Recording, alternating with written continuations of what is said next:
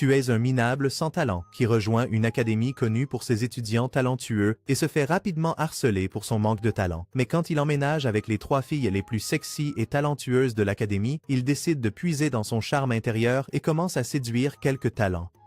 Tout commence à l'Académie Seika, où les étudiants talentueux cultivent leurs dons. Et notre garçon, Yu, vient de se transférer dans cette école d'élite. Mais dès le premier jour, il se fait battre par le vice-capitaine du club d'arts martiaux sous les yeux de tout le monde. Le vice-capitaine réprimande Yu pour être un perdant, et tout le monde le méprise de ne pas pouvoir suivre les traces de sa mère Subaru, une actrice de premier plan qui est la personnification de la grandeur. Le vice-président dit à Yu qu'il doit montrer son talent aux 3 royaux, qui sont les 3 meilleurs élèves de l'académie. Mais, par colère, Yu lui dit d'arrêter de le comparer à sa mère. Il se précipite vers le vice-président, mais les dieux de l'anime ont oublié de lui donner une protection scénaristique. Et il ne peut frapper que comme un faible et se fait projeter au sol. Tout le monde regarde avec dégoût à quel point le fils de la grande Subaru est vraiment pathétique. Mais Yu réfléchit à la façon dont il est habitué à être traité comme un échec par rapport à sa mère. Soudain, il prêche et charme le vice-président pour qu'il arrête d'être obsédé par le talent. Et le gars cède un instant, réalisant que Yu a les charmes divins de sa mère. Yu abandonne simplement et s'éloigne, ne se souciant pas de la défaite. Mais le vice-président sait à quel point il est fatal. Si Yu n'a pas de véritable talent, alors il l'attrape avec l'intention de le battre jusqu'à ce qu'il atteigne la grandeur. Mais à ce moment-là, le vice-président est frappé par le président du club d'arts martiaux et l'un des 3 royaux, Neko, qui est le meilleur artiste martial de l'académie. Le moment suivant, surprenant tout le monde par leur présence, les 2 autres royaux apparaissent. Miwa, la meilleure élève du programme avancé et le plus grand espoir des échecs, et Kazuki, la star la plus brillante du département d'art et le meilleur acteur de théâtre. Yu tremble de peur, se demandant pourquoi les 3 royaux sont ici. Kazuki s'approche de lui, et quand elle découvre qu'il est un véritable amateur sans aucun talent, elle informe franchement Yu qu'il n'a pas sa place dans cette école, qui est remplie de personnes talentueuses. À leur confusion, il leur montre sa demande acceptée pour rejoindre l'enseignement général de l'école. Mais les filles n'ont aucune idée de ce que c'est, car elles ont l'habitude d'étudier au sommet et non dans le général. Après avoir vu leur réaction peu accueillante, Yu essaie de s'éloigner et d'aller à son cours général. Mais Neko l'arrête et lui dit de nettoyer le dojo. Yu essaie de rejeter sa demande, disant à ses filles qu'il n'est pas un esclave. Mais Neko dit à ce perdant que les losers doivent de nettoyer le dojo. Et Yu suit ses ordres à contre-cœur. Plus tard, lorsque l'équipe d'arts martiaux entre dans le dojo, elle est choquée de voir à quel point le dojo est propre après que Yu l'a nettoyé. Pendant ce temps, Yu se rend dans sa nouvelle maison et réfléchit à la façon dont, aussi loin qu'il se souvienne, il a toujours voulu recevoir des éloges comme sa mère talentueuse. Il a d'abord essayé de développer ses compétences d'acteur et était confiant lorsqu'il a atteint le niveau de jeu de The Rock. Mais quand il a vu de ses propres yeux comment sa mère jouait comme Denzel, il a alors réalisé qu'en comparaison, il était un bon à rien sans talent. Cependant, il a continué à essayer dans différents domaines pour montrer ses talents. Mais à chaque échec, il s'éloignait de plus en plus de sa propre mère. Mais ensuite, Subaru est tombé gravement malade.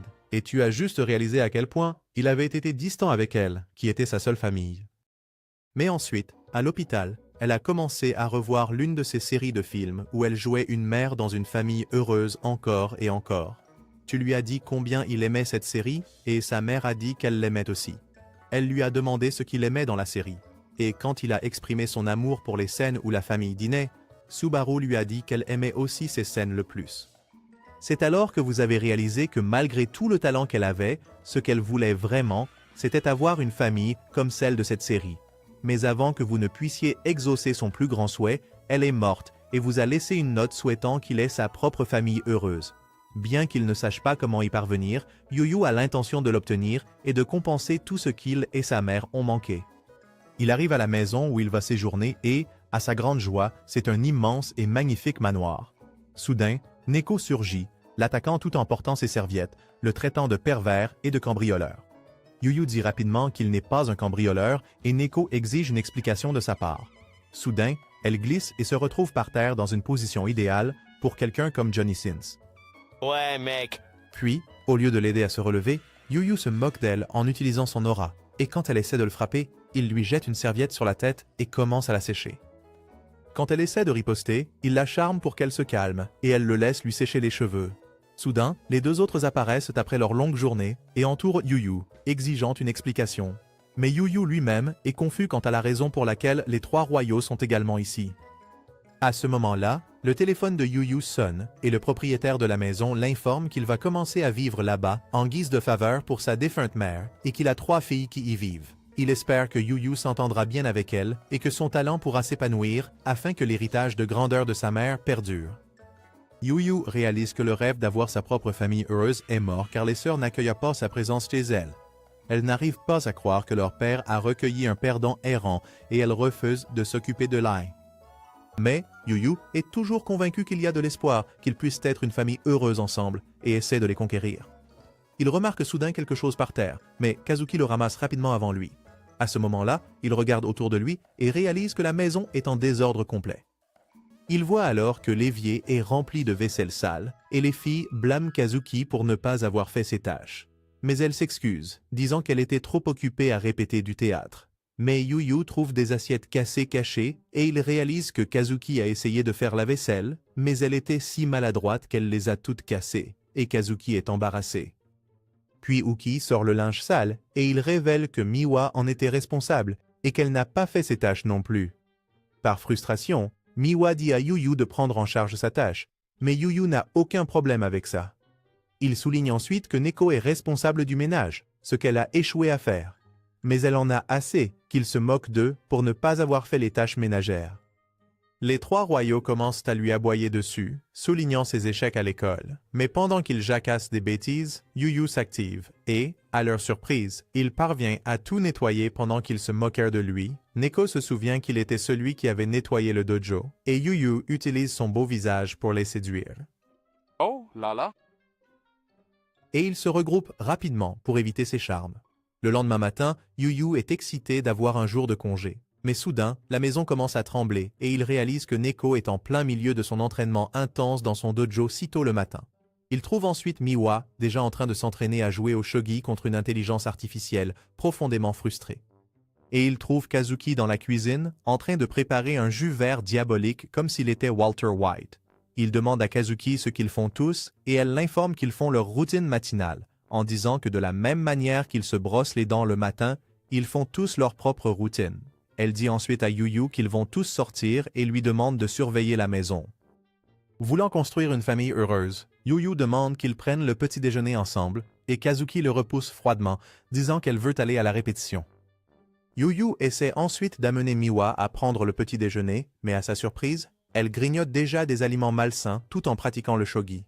Cependant, lorsqu'il essaie de l'arrêter, il peut sentir l'immense aura émanant d'elle et réalise qu'elle lui rappelle sa mère. Il se souvient comment sa mère l'ignorait toujours lorsqu'il l'invitait à prendre le petit déjeuner et avait à la place ses propres plats diététiques précuits dans le réfrigérateur. Soudain, Neko surgit de l'entraînement et bave devant la nourriture. Mais quand Yu lui en propose, elle refuse, et malgré ses taquineries, elle lui dit que la nourriture qu'il mange n'est pas assez équilibrée pour elle.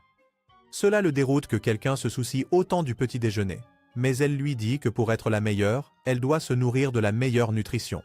Il voit maintenant comment, contrairement aux gens normaux comme lui, les prodiges comme sa mère ou les sœurs sont tellement motivés qu'ils font tout pour s'améliorer dans leur talent, comme Miwa qui mange des aliments sucrés pour nourrir son cerveau. Juste à ce moment-là, les sœurs sortent toutes pour commencer leur journée, mais Yu les arrête rapidement. Il leur dit qu'elles ont oublié quelque chose, et toutes les trois fouillent dans leurs affaires en panique. Ils lui crient tous dessus une fois qu'ils ne trouvent rien de manquant, mais Yu leur dit qu'ils ont tort, et d'une manière affectueuse, il leur fait tous ses adieux chaleureux en disant qu'ils ont oublié cela. Cela les choque tous d'entendre cela, et bien qu'ils disent tous que c'est une chose stupide à faire, en s'éloignant, ils rougissent tous jusqu'aux oreilles, car ils n'ont jamais eu quelqu'un pour les envoyer si chaleureusement commencer leur journée. Ensuite, Yu reçoit un appel téléphonique de leur père pour prendre de ses nouvelles. Il demande alors à Yu de rendre un service, d'être la main secourable de ses filles, car il pense que ses filles, bien que prodiges, rencontreront des obstacles, et qu'en les aidant à surmonter ces obstacles, elles s'ouvriront à lui. Le père lui dit que Kazuki a une audition difficile, Neko a son tournoi d'arts martiaux, et Miwa a ses événements de shogi, ce qui lui donne l'occasion de les aider. Mais Yu n'a aucune idée de comment lui, un bon à rien sans talent, pourrait jamais être une aide pour des prodiges comme ces trois-là. Cependant, quand il commence à imaginer les filles échouer dans ce qu'elles font de mieux, il ne peut s'empêcher de se rappeler combien c'était douloureux pour lui quand il a échoué et est devenu la déception de sa mère, alors il décide de faire ce qu'il peut, et il commence par planifier de mieux les connaître en partageant des repas avec elle. Plus tard, après l'entraînement d'arts martiaux, Neko rentre chez elle où Yu cuisine et crie fort, oubliant qu'ils vivent ensemble. Quand elle voit Yu goûter sa nourriture, elle s'extasie sur combien il est séduisant. Yu propose alors à Neko de goûter sa cuisine, et bien qu'elle soit d'abord tentée, elle reprend son calme et refuse son offre, disant qu'elle refuse d'être apprivoisée par sa cuisine. Elle le laisse pour prendre une douche de beauté, et quand elle revient à la cuisine, elle est surprise de voir Yu cuisiner encore plus intensément, avec tous les différents livres de cuisine devant lui. Juste à ce moment-là, Miwa apparaît dans la cuisine, et Yu leur déclare qu'il va leur préparer les meilleurs repas, mais les filles l'ignorent simplement. Cela rappelle à Neko comment elle et ses sœurs ont toujours rejeté la cuisine de toutes leurs domestiques. Elle croyait profondément qu'elle devait contrôler ce qu'elle consommait pour être toujours en meilleure forme possible. Mais au milieu de son blanc de poulet sec, Neko devient curieuse et jette un coup d'œil à ce que Yu a cuisiné pour elle. Elle se met instantanément à saliver à la vue du repas gastronomique qui lui est présenté, et Yu surgit de derrière. Il l'informe obsessionnellement que la nourriture contient tous les nutriments dont elle a besoin pour être en pleine forme, et après son insistance, Neko accepte de le manger. Yu s'effondre de fatigue et dit à Neko qu'il a cuisiné des plats recommandés par des diététiciens juste pour elle, et cela fait rougir Neko de savoir qu'il a fait tout cela juste pour elle. Lorsqu'elle prend enfin une bouchée, elle félicite Yu pour sa cuisine, et il imagine cela comme s'il apprivoisait un chat errant avec un biberon de lait. Pendant ce temps, Miwa bave secrètement en les espionnant, et quand elle descend, Yu l'ennuie aussi avec des informations sur la façon dont la nourriture qu'il a cuisinée contient les acides parfaits pour stimuler ses capacités cérébrales. Miwa accepte de les manger, et Neko réalise que Yu a aussi cuisiné en pensant à l'intérêt de Miwa. Pendant qu'elle mange, les sœurs commencent à parler du temps qui s'est écoulé depuis leur dernier repas ensemble, et Yu sourit à leur interaction. Juste à ce moment-là, Kazuki apparaît, confuse de voir ses sœurs manger ensemble. Tout comme avant, Yu lui parle de la façon dont sa cuisine serait bénéfique pour elle et son talent, lui donnant une peau claire pour le théâtre, mais à sa surprise, Kazuki rejette froidement son offre. Neko essaie de le soutenir contre Kazuki, mais Kazuki leur dit que dîner ensemble n'est pas pour elle, et Yu voit cela comme un chat refusant d'être nourri. Cela le laisse blessé et le cœur brisé, et Neko se sent mal pour lui sachant combien il a travaillé dur pour la nourriture. Alors elle prend la nourriture de sa main et la mange elle-même. Cependant, Yu se met soudainement à jacasser sur le fait que le repas de Kazuki la fera grossir à cause de la grande quantité de glucides qu'il contient, ce qui énerve Neko, qui essaie d'être gentil. Mais ensuite, Yu lui assure gentiment qu'il l'aidera à surveiller sa nourriture, et Neko devient plus rouge qu'une tomate. 3 jours plus tard, Yu commence l'école en se demandant toujours comment atteindre Kazuki et réaliser le souhait de leur père de l'aider avec ses filles. Il décide que la meilleure façon est de la confronter directement. Alors il va la voir pendant qu'elle est en train d'être admirée par ses fans. Ils reconnaissent tous Yu comme le bon arien sans talent, et Kazuki se joint à eux pour se moquer de lui. Soudain, Yu commence à supplier Kazuki d'arrêter de rejeter ses avances et d'accepter plutôt son cadeau spécial, un cadeau qu'il sait qui la rendra très heureuse. Mais alors que Yu parle de la nourriture, les autres pensent que Yu se frotte le ventre avec Kazuki. Ils exigent que Kazuki explique pourquoi elle chatouille le cornichon d'un perdant, et Yu s'enfuit en voyant le chaos. Il s'approche de Neko pour obtenir de l'aide afin de se rapprocher de Kazuki. Mais quand il l'appelle, tout ce dont elle se souvient, c'est à quel point il la trouble. Ses amis confrontent Yu pour avoir agi amicalement avec Neko. Mais Neko elle-même surgit avec une aura dévastatrice, effrayant tout le monde, et Yu s'enfuit vers son dernier recours, Miwa. Pendant ce temps, Miwa est en classe, occupée à jouer au shogi sur son téléphone. Lorsqu'elle entend d'autres avoir des difficultés avec une question de mathématiques, elle y répond facilement pour eux. Mais au lieu d'être impressionnés, ils se sentent intimidés par l'intelligence de Miwa. Quand Yu arrive, il se rend compte que, contrairement à ses autres sœurs et comme à la maison, Miwa est extrêmement silencieuse à l'école. Yu essaie de lui parler et l'invite à déjeuner avec lui. Mais Miwa refuse et s'éloigne de lui. Cependant, Yu refuse d'abandonner et commence à la poursuivre, ce qui entraîne une course-poursuite effrénée autour du campus, tout cela parce qu'il veut déjeuner avec elle. Cela se termine avec eux deux affalés et à bout de force, mais Yu réalise que Miwa est aussi mauvaise en athlétisme que lui. Il souligne à quel point Miwa est silencieuse en classe, et elle admet que, en tant que l'une des 3 royales, elle a du mal à se connecter avec les autres et à parler de trucs de filles. Yu exprime comment il peut se sentir concerné en tant que royal comme elle, ce qui agace Miwa, et il lui dit qu'il est un royal raté qui échoue pratiquement à tout. À ce moment-là, Miwa rit de sa bêtise, le traitant d'idiot. Après s'être calmé, il déjeune et Miwa informe Yu que pour se rapprocher de Kazuki, il doit découvrir son plat préféré. Miwa se souvient que lorsqu'ils étaient petits, Kazuki demandait à leur mère de préparer quelque chose de spécial à manger, et Yu réalise qu'il doit trouver le plat préféré de Kazuki, qui est la cuisine de sa mère. Plus tard, à la maison, Yu essaie de cuisiner quelque chose de spécial quand Kazuki entre et s'effondre devant Yu. Puis, il découvre qu'elle a une forte fièvre, et tandis que les autres essaient de s'occuper d'elle, elle les chasse tous de sa chambre, refusant leur aide. Yu refuse d'abandonner et prévoit de lui envoyer plus de nourriture. Mais Kazuki refuse de les essayer et les qualifie tous de dégoûtants, ce qui frustre Yu.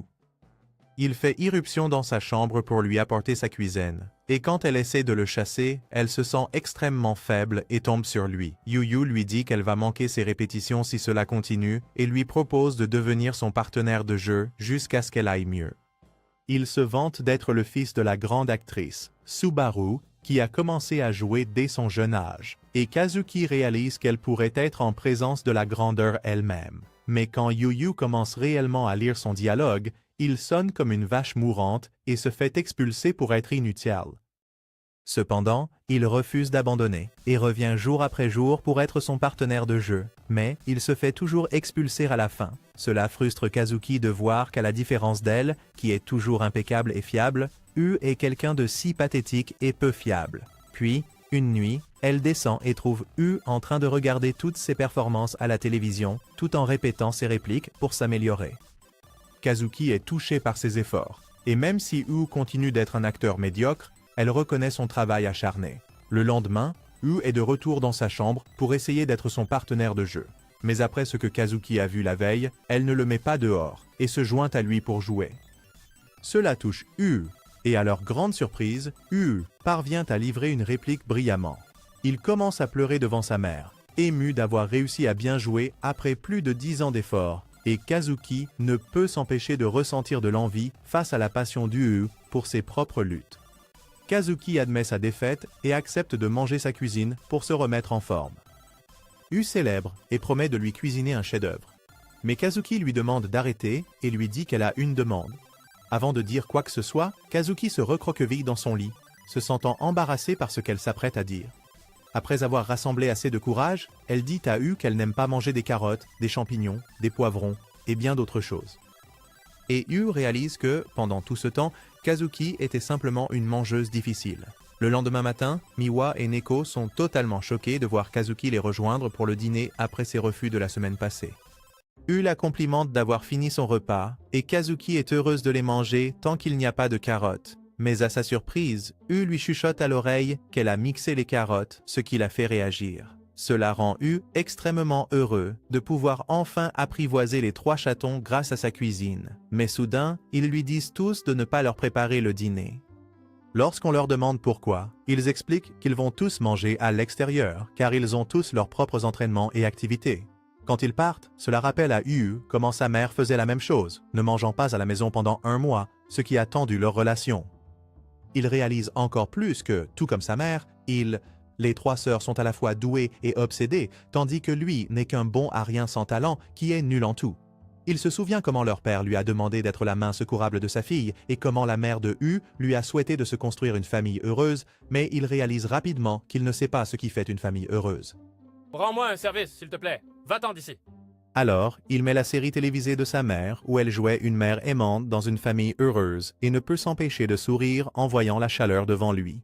Puis la famille à la télévision prépare leur cérémonie de mariage à montrer à leurs enfants, mais cela rend perplexe de voir sa propre mère en robe de mariée. Juste à ce moment-là, les 3 sœurs rentrent chez elles après leur journée d'activité, et quand Kazuki voit en larmes et ce qu'il regarde à la télévision, elle suppose qu'il manque terriblement à sa mère. Alors elle s'approche de avec gentillesse et lui dit qu'il n'a pas besoin de se forcer à faire les corvées juste pour les convaincre. Les autres sœurs sont d'accord et lui rappellent qu'il n'est qu'un parasite. Mais cela offense Il se lève et leur dit qu'il refuse d'être un parasite. Comme avec sa mère, il a toujours pensé qu'avec la différence de talent entre eux, lui et sa propre mère ne pourraient jamais se rapprocher. Mais ensuite, il a réalisé qu'ils se ressemblaient beaucoup à bien des égards. Mais avant qu'ils ne puissent reconstruire leur relation, Subaru est mort, et Yu ne veut pas que cela se produise entre lui et les sœurs. Il déclare qu'il veut former une famille heureuse avec les sœurs, et elles sont toutes choquées d'entendre cela. Neko pense que son idée est absurde et demande quel est son plan pour créer une famille heureuse avec elle. Juste à ce moment-là, à la télévision, une scène de mariage entre Subaru et son mari à la télé est diffusée, et les filles réalisent rapidement que Yu peut créer une famille heureuse en les épousant. Les filles commencent à se fantasmer en robe de mariée, mais cela agace toutes les filles, et elles disent à Yu qu'il ne leur tapera jamais les joues comme un mari aimant. Plus tard, dans le bain, Nico pense à Yuo et à quel point il est fort de pouvoir garder son Slim Jim sous contrôle en vivant avec 3 filles sexy. Soudain, il crie, et quand Nico va le voir, elle découvre qu'il pleure pour une chose triviale et le gronde pour avoir gâché son moment de bain. Il la gronde en retour parce qu'elle ne porte que sa serviette, ne voulant pas qu'elle attrape froid, mais elle est embarrassée et retourne en courant à la salle de bain. Soudain, elle tombe sur Miwa, et elle remarque à quel point le visage de Nico est rouge, ce qui lui semble étrange. Et tandis que Nico essaie de cacher la vérité, Miwa soupçonne que cela implique Yu. Juste à ce moment-là, Yu tend son linge à Miwa, mais lorsque Miwa tend la main, leurs mains se touchent, et Miwa est surprise, ce qui fait tomber le linge. Nico remarque que Miwa rougit et lui demande si elle a un faible pour Yu. Mais elle rejette cette accusation et cela déclenche une dispute entre elles, chacune niant avoir des sentiments pour Yu. Juste à ce moment-là, Kazuki apparaît et se moque des sœurs pour se disputer à propos d'un perdant comme Yu. Puis, étant petit, Yu demande à Kazuki de l'aider à mettre une poêle sur l'étagère du haut et elle l'aide volontiers. Après l'avoir fait, Yu la remercie avec un sourire sur le visage. Et tandis que Kazuki joue les cools, elle rougit fortement et les autres sœurs le remarquent. Cela déclenche une autre dispute entre elles trois, mais Yu intervient en les grondant pour se disputer, sans savoir pourquoi elles se battent. Et cela les agace toutes les trois. Quand les sœurs partent, Yu remarque que tout l'endroit est à nouveau sale, ce qui l'agace. Mais quand il pense au fait qu'ils ont mangé à la même table, il est heureux et fier du chemin parcouru. Soudain, à sa surprise, il tombe sur une photo des filles d'il y a des années, et il n'en revient pas de voir à quel point elles sont mignonnes et précieuses. Il réalise alors rapidement que l'une des sœurs en est la propriétaire. Mais quand il leur demande, aucune d'elles n'admet que la photo est à elle. Cependant, il se rend compte que la véritable propriétaire de la photo ment, refusant d'admettre qu'elle veut que ses sœurs reviennent à la situation d'avant et partagent le même objectif que lui, de vouloir une famille heureuse. Le lendemain, avant qu'il ne puisse découvrir la vérité, les sœurs l'informent avant l'école qu'elles partiront toutes pour des compétitions le week-end, laissant Yu sans réponse. Cependant, lorsqu'il vérifie les lieux où les filles se rendent, il a une idée pour les rapprocher. Cette nuit-là, Yu prépare du lait chaud pour les filles avant de se coucher et leur annonce qu'il a réservé des chambres d'hôtel pour le week-end. Miwa proteste en disant combien elle déteste la nourriture des hôtels et Yu la taquine, se moquant d'elle pour avoir manqué sa cuisine. Et tandis qu'elle s'embrouille, les autres admettent au fond qu'elles vont le regretter. Le lendemain, les filles partent pour leurs événements et Miwa assiste à un tournoi de shogi où elle écrase son adversaire, prouvant sa supériorité en tant que génie. Ensuite, en se rendant à l'hôtel, elle passe devant un festival de cerisiers, ce qui lui rappelle le moment où elle y est allée avec ses sœurs. Puis, quand elle arrive à l'hôtel, à sa grande surprise, Kazuki est également là, en train de s'enregistrer dans sa chambre. Ils se demandent mutuellement pourquoi ils sont là, et soudain, Nico apparaît, se demandant aussi pourquoi ils sont dans son hôtel. Ils réalisent tous qu'ils sont allés dans la même ville pour leurs événements. Et juste à ce moment-là, Yu apparaît, exprimant sa déception que les sœurs ne sachent pas où chacune est allée. Puis, Yu révèle qu'ils vont séjourner dans la même chambre. Et quand il lui demande pourquoi, il explique que c'est une bonne occasion pour elles de se rapprocher pendant leur temps libre, comme de vraies sœurs en partageant une chambre. Puis il déclare qu'il sera leur guide pour le festival et leur dit qu'ils devraient tous visiter le festival des cerisiers comme au bon vieux temps. Au lieu d'être heureuses, les filles lui reprochent d'avoir pris une décision stupide la veille de leurs grands événements, et il essaie de les convaincre en leur disant de visiter un sanctuaire qui leur porte chance. Au début, Nico se moque de son idée, disant que les vrais champions n'ont pas besoin de chance. Mais quand Yu lui montre comment des légendes comme Messi, LeBron, Eminem et Johnny Saints vont au sanctuaire pour être les meilleurs, les filles changent d'avis. Il leur montre ensuite des photos des plats du festival, et les filles sont d'accord sur le fait que cela a l'air plus appétissant que la nourriture de l'hôtel. Juste à ce moment-là, Kazuki est la première à accepter de venir au festival, mais elle exige que toutes les sœurs portent quelque chose de plus stylé si elles veulent traîner avec elle. Alors, Yoyor les emmène à une location de kimonos et la propriétaire est choquée de voir les célèbres sœurs Mikadono dans son magasin.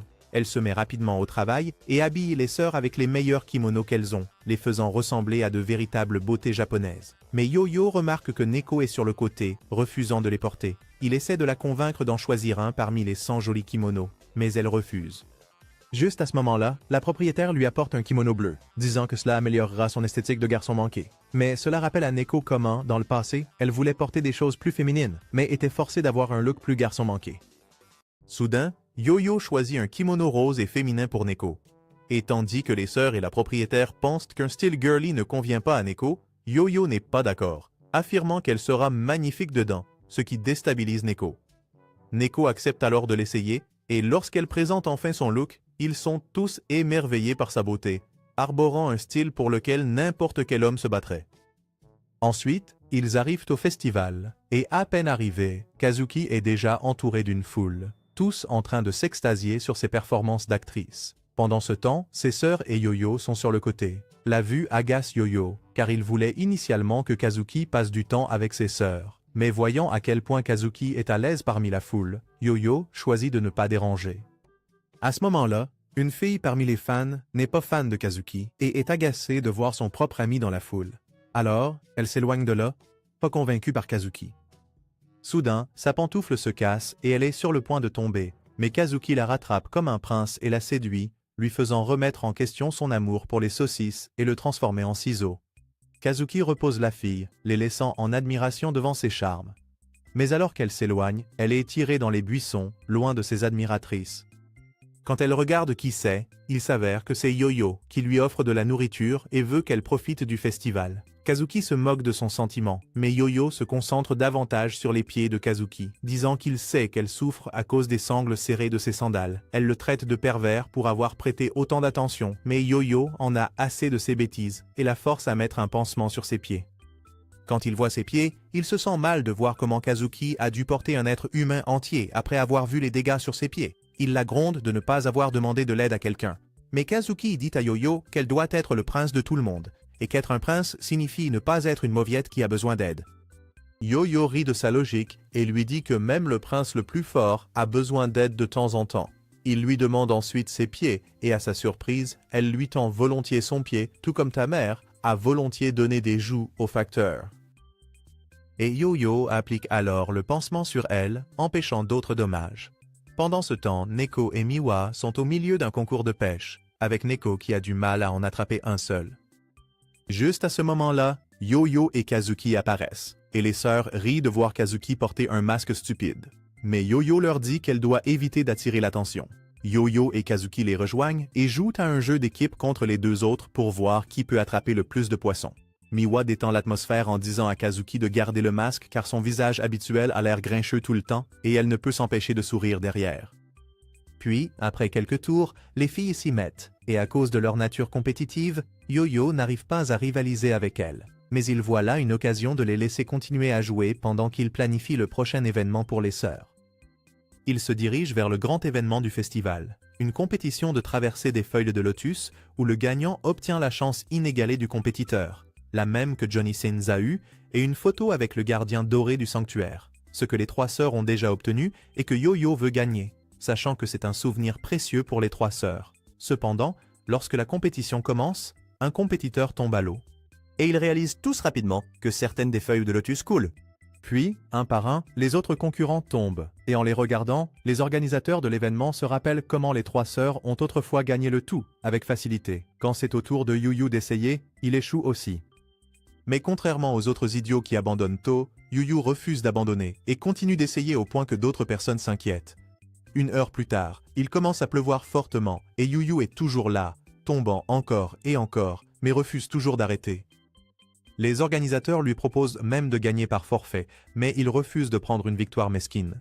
Il imagine comment les sœurs ont gagné auparavant en travaillant ensemble et en utilisant leurs avantages pour arriver à la fin. Et avec foi et détermination, Yu-Yu court encore une fois. Mais cette fois, les dieux de l'anime sont avec lui et il parvient à traverser les temps pour atteindre sa victoire. Les organisateurs le félicitent pour sa victoire et lui disent de prendre la photo. Mais Yu-Yu leur demande d'attendre pendant qu'il va chercher les sœurs d'abord. Mais à son grand désespoir, il découvre que le festival a fermé tôt à cause de la pluie et qu'il n'y a personne d'autre que lui. Il réalise qu'il a tout gâché en tant qu'organisateur du festival des sœurs parce qu'il était trop égoïste et ne pensait qu'à lui-même. Il se souvient comment les sœurs ne voulaient pas y aller au départ et comment il a gaspillé leur temps. Mais à sa surprise, elles apparaissent toutes les trois avec des parapluies, le protégeant de la pluie. Il leur dit à quel point il est surpris de les voir ne pas l'abandonner. Et elles lui disent qu'elles ne sont pas assez cruelles pour le laisser derrière. Kazuki lui rappelle qu'il est leur chef d'orchestre du festival et l'encourage à continuer son travail, ce qui remonte le moral de Yu-Yu. Voyant Yu-Yu mouillé et par terre, les trois sœurs proposent simultanément de partager leur parapluie. Et elles deviennent toutes gênées, réalisant qu'elles veulent toutes les trois la même chose, marcher main dans la main avec Yu-Yu. Alors, ils décident de jouer à pierre, papier, ciseaux, et le perdant aura Yu-Yu. Mais au fond, ils veulent tous perdre. Cela se termine avec Neko qui perd, et tandis qu'elle marche à ses côtés, elle sent son cœur courir un marathon. À l'hôtel, les filles se baignent ensemble dans le bain ouvert. Et après ce qui s'est passé avant, Neko commence à réfléchir à pourquoi son cœur battait si vite. Par instinct, elle joue avec ses tresses, ce qui choque les deux autres. Et elle réalise que Neko veut les faire pousser pour que Yu-Yu les aime. Mais elles se moquent toutes les deux de ses tentatives, sachant que ces mini-jumelles ne rivaliseront jamais avec leur méga-melon. Ensuite, lorsqu'ils sortent du bain, ils trouvent Yu-Yu l'air perdu et toujours aussi sale que vos ex moches.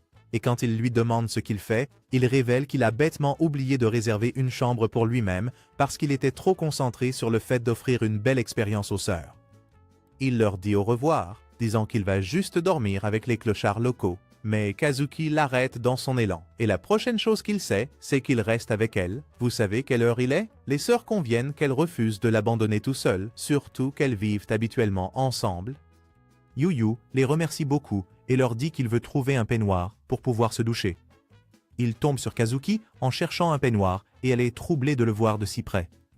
Puis Miwa essaie d'aider à trouver un peignoir et quand il s'approche d'elle, elle peut sentir sa virilité de derrière et manque de perdre son sang-froid. Juste à ce moment-là, Neko trouve un peignoir en hauteur. Mais comme elle est petite, Yu-Yu se penche au-dessus d'elle, et elle peut sentir son odeur masculine, et presque s'évanouir sur le coup. Quand Yu-Yu va se doucher, les filles s'agitent, réalisant que les choses peuvent devenir bizarres si ça continue. Cette nuit-là, les trois sœurs n'arrivent pas à dormir, sachant que c'est à cause de la présence de Yu-Yu avec elles. Mais elles se mentent et se convainquent qu'elles sont simplement excitées pour leur compétition. Pendant ce temps, Yu-Yu est content que la journée se soit bien passée et réfléchit au moment où il a pris leurs photos. Au début, il était difficile de les faire sourire, mais quand il s'est accidentellement mouillé encore plus, les filles ont ri de lui, ce qui lui a donné la photo parfaite à prendre. Cela lui plaît d'avoir réussi à recréer l'ancienne photo, mais quand il la cherche, il se rend compte que l'ancienne photo a disparu et qu'il y a un mot laissé derrière lui, disant que le véritable propriétaire de la photo l'a récupérée. Mais Yu-Yu n'est pas contrarié car il sait maintenant qu'une des sœurs est en fait vraiment reconnaissante d'avoir fait ce voyage. Alors il emporte ce bonheur dans ses rêves et s'endort.